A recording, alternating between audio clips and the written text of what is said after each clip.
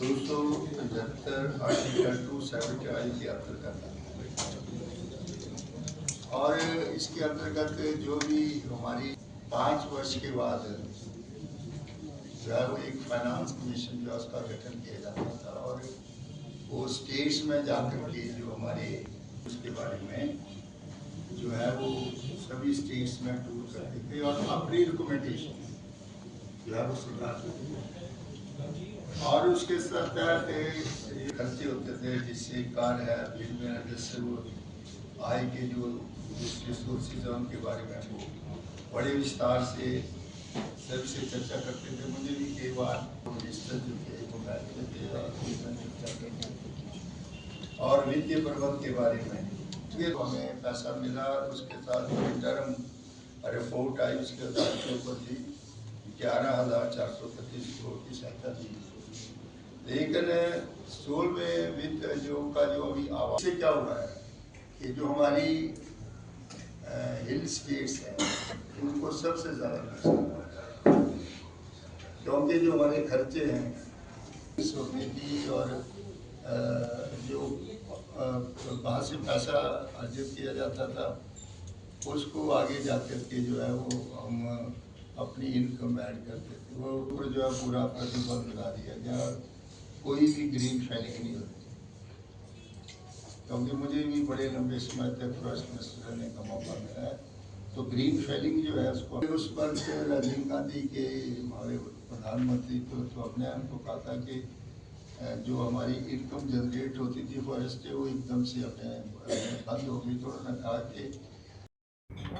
देखिए, सबसे पहले तो जो ज़्यादा जो उसके ऊपर मैंने जो 16वां वित्त आयोग है जो कि संविधान के अनुच्छेद 276 के तहत 1952 में ये वित्त आयोग जो था वो बनाया गया और 5-5 साल के लिए वित्त आयोग जो है वो स्टेट्स में आता था और वहाँ की स्टेट्स की वित्तीय कंडीशन को देख करके जो उनके खर्चे होते थे उनको वो कंपनसेट करता था।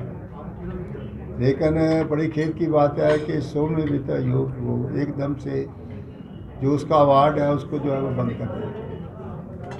और ये भी नहीं कहा कि हम 16वें वित्त आयोग का जो अवार्ड है उसको हम इसलिए बंद करने जा रहे हैं कि हम लाइन डिपार्टमेंट्स में उस पैसे को कंपनसेट करेंगे। तो ये बड़ा निराशाजनक है। और जो कॉन्स्टिट्यूशनल प्रोविज़न थी जो अनुच्छेद 275 के तहत एक कॉन्स्टिट्यूशनल प्रोविज़न थी उसको उन्होंने ख़त्म कर दिया और जो बजट इस बार दिया है वो बिल्कुल निराशाजनक बजट है और किसी को भी इस बजट से राहत नहीं, चाहे वो किसान थे, चाहे वो मजदूर थे, चाहे बेरोजगारी थी। और इस प्रकार का जो बजट पहली बार देखने को मिला है कि जिसका ग्रोथ रेट जो है वो बिल्कुल नेगेटिव ही रहेगा। और ये जो बजट है ये सारे का सारा बजट जो है वो किसी भी तरीके से जो है इसको हम ये नहीं कह सकते कि ये ग्रोथ ओरिएंटेड बजट है। तो जो भी जिस मद में उन्होंने चाहे टूरिज़्म का देख लो चाहे वो दूसरे दायरे देख लो, उसमें जो है वो किसी प्रकार के हिमाचल प्रदेश के जो है वो बिल्कुल जो है वो साइड लाइन किया। जहाँ पर के रेलवे में देख लो, कोई रेलवे में कोई प्रावधान नहीं।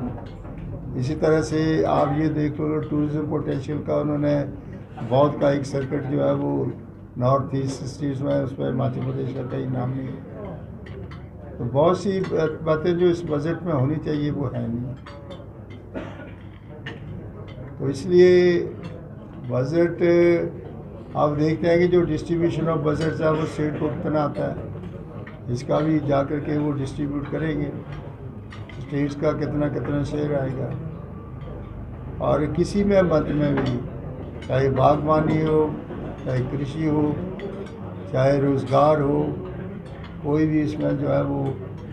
प्रावधान जो है इस बजट में मिलती है।